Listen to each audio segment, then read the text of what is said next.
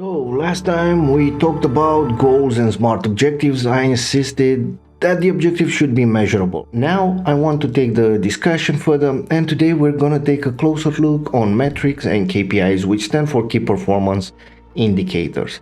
This video should help you, the designer, improve your communication with product owners, business people, basically speak more of their language and hopefully find some common ground.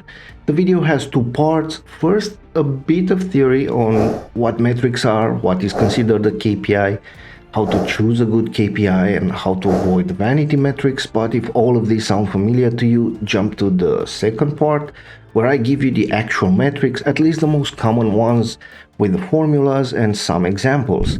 Towards the end of the video, I'm also gonna share a title with you, so a book I'm currently going through at the moment. It's something worth reading to get more knowledge without spending hundreds of dollars on a course. Now, let's start with the easy part by establishing what's a metric. I'm sure you're familiar with at least some of the metrics from primary school, where you learn to express the time, length, and distances, areas, volumes, or angles.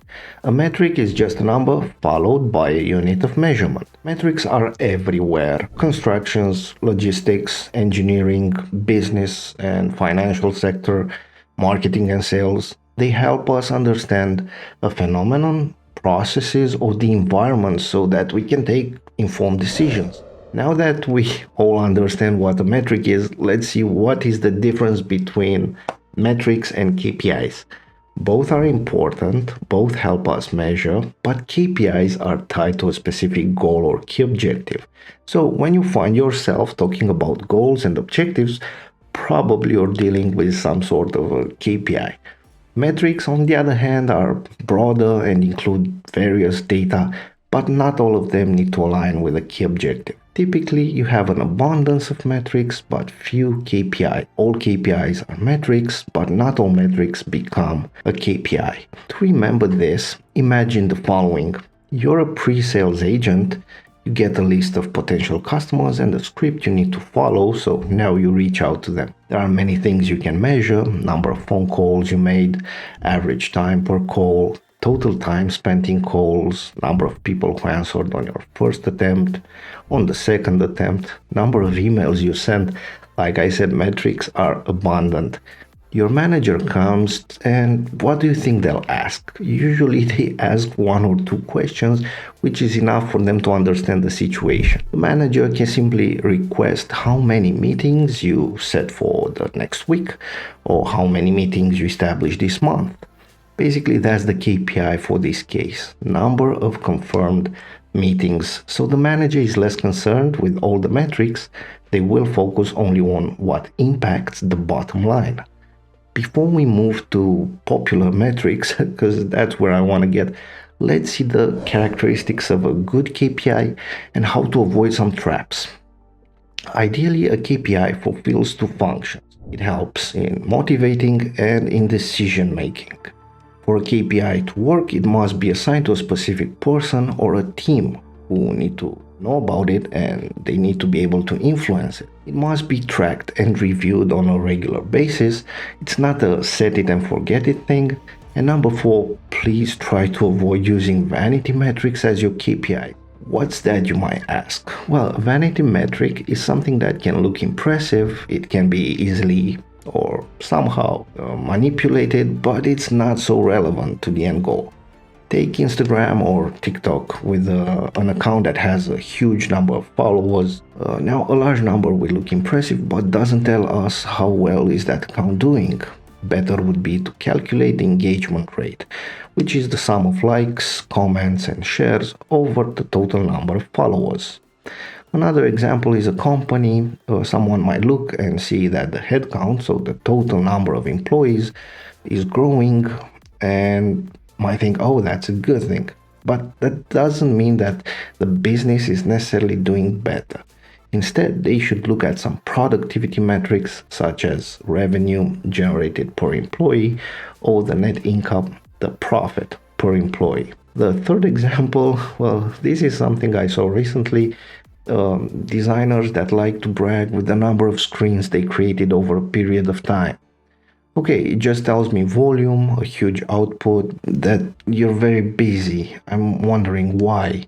In the end, is this a good thing or a bad thing? I doubt the initial goal or what the client asked was to make over 100 or 200 screens. Let's leave it at that, but frankly, I think we can do better, which brings me to what I promised you. KPIs and metrics for product designers. To make it simple, for now, think of all of them as metrics. Like I said in the beginning of the session, if the metric is connected to one of your goals, it will become a KPI and hopefully a good one.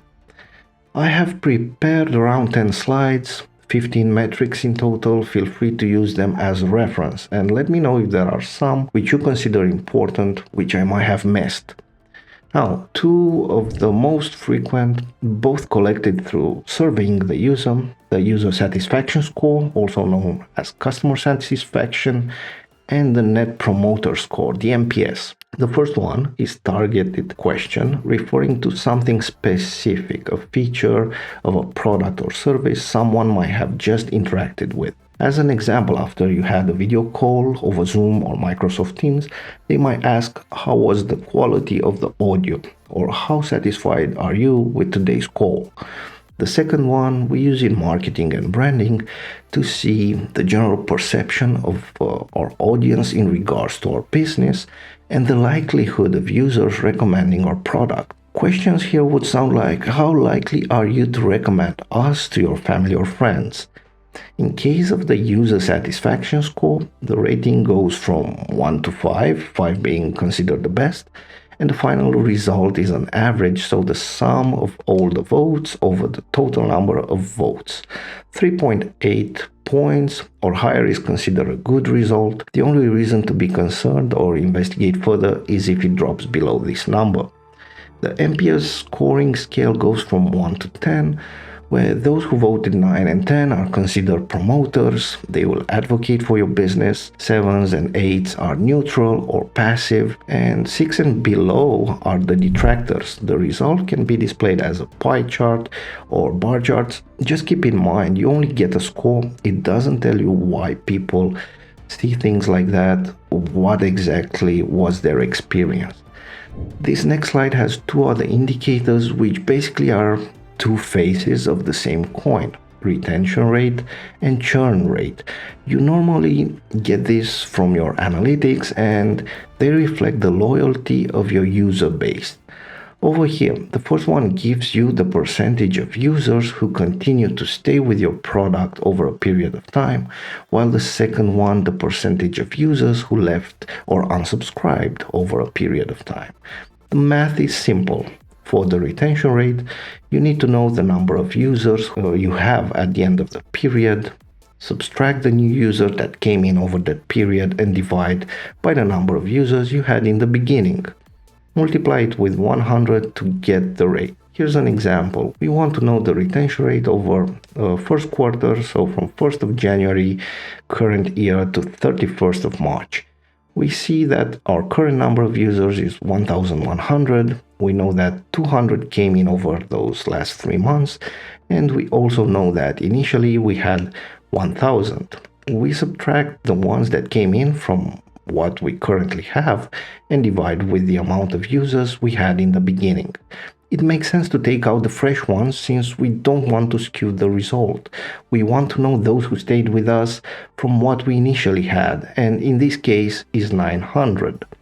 The churn rate is expressed as the number of users who left divided by the number we had in the beginning of the period. So if 100 left during the last 3 months, if that's our period, and initially we had 1,000, the churn rate will be 0.1 multiplied by 100, so 10% of users left or unsubscribed. Low retention or high churn rate is a reason of concern. You might want to understand why people don't stick around. Is it something with the pricing? Maybe a security issue or some poor experience due to frequent ads or maybe slow loading times? There can be several reasons. Moving on, we have the time on task or task completion time. This is an average of the times users needs to complete a given task. It's calculated by recording the time it takes each user to complete that task. You only sum up all the times and divide it by the number of participants. When you do this operation, it's important to stay consistent with your unit of measurement and also to try and remove the anomalies before the computation. Anomalies are either very short times or very long times. Those suggest that users didn't take the challenge seriously or that something might have went wrong with the recording. The time on task, it's all about usability, speed, and how easy it is to get something done. Shorter times are obviously good for productivity reasons, while longer times might want to make you optimize some interactions or flows. Another thing to pay attention to when working with this indicator is the level of knowledge and experience your users have. Compared to an expert, a beginner will need a bit more time for the same task. The next one is task completion rate, which again has to do with the usability. It will express the percentage of users who successfully complete a given task. The formula is the number of users who complete the task divided by the number of users who attempt the task. So if 20 out of 100 users completed, we say we have a 20% task completion rate. In a more realistic scenario, we do what's called a compound average or geometric average, is how I learned about it in school. So for those 100 users, let's say 20 of them completed with no help, they had no issues, we assign a weight of 1. 50 of them encountered some minor issue or needed a hint, we assign a weight of 0.6. And 25 needed maybe 2 hints, they had some major issues, so we assign a weight of 0.3. Lastly, 5 of them needed more help, or more than 2 hints, or couldn't complete the given task, so we assign 0.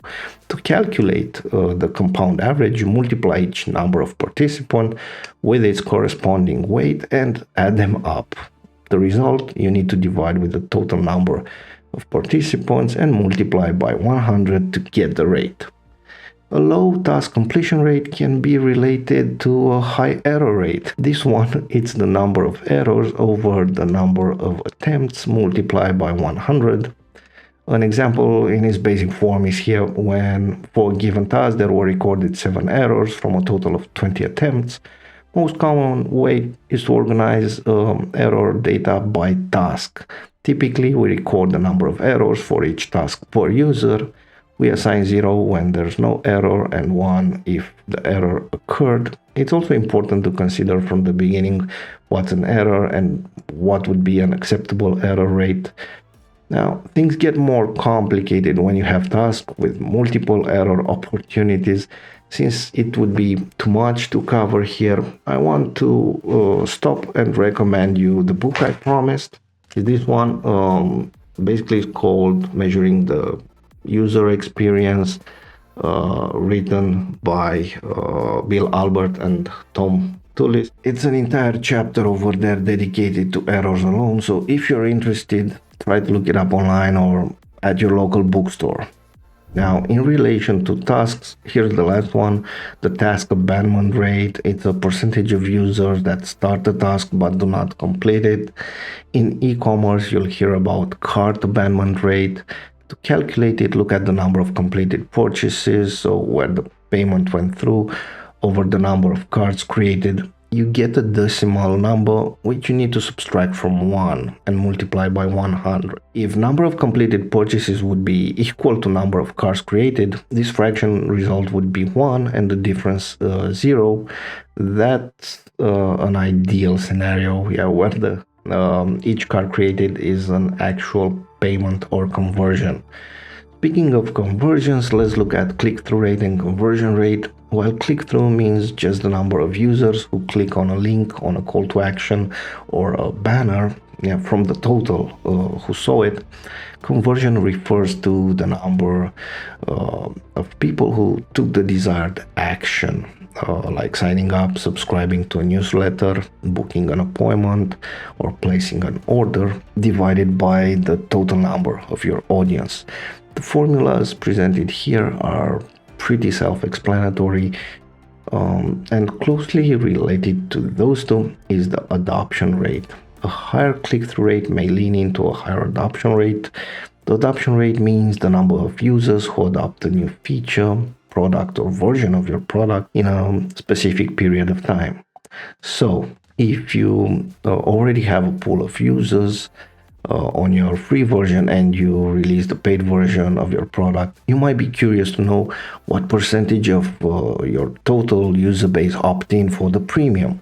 In e-commerce, some people will overlap this indicator with the conversion rate and go with the second formula where they consider a user someone who created an account, so registered with their service, and the visitor someone who came to the website but never created an account. We're down to the last two slides. Here we have the bounce rate and exit rate. They'll give you an idea on how engaging your content is, or if we talk about the product, how valuable it is to your visitors. A bounce is considered when a visitor lands on a page and leaves immediately without further actions, and an exit is when a visitor lands on the page and leaves, or lands on a page, sees at least another page and leaves. All bounces will be counted as exits too, but not all exits are bounces. When sales and promo landing pages have higher bounce rates, it results in lower conversion rates, while when you have some high exit rates in a specific part of your website, it can indicate some problems in your conversion funnel. Basically, people reach a point where they're not clear on what's next, or maybe the page again didn't load entirely. I will link an article with a detailed example below, so if you need more time to wrap your head around bounce and exit rates, have a look at it later. Now, another metric that will tell you how engaging and valuable people find your website is the session duration time. This is the average time users spend on your product during a session, which is subsequent request of pages performed by on one user on the same domain. Here, higher is better, but sometimes it can also indicate there's something hard to find or inefficient. And the last one is the page loading time, and it has to do with the website performance. You can find it by looking into your web developer console. Just make sure you don't have resources already cached. Around 2 to 3 seconds, if you check under your network tab, is considered a good time, but it might be slightly more if you have a page with a lot of media on it. We reached the end of today's video. Now you have a strong foundation in metrics and KPIs, also a better idea on things to look for when you try to design, redesign, or optimize a website. If the information was relevant, do subscribe and give a thumbs up. Share it with someone who might need it, maybe some of your friends or colleagues. And I'll see you in the next episode.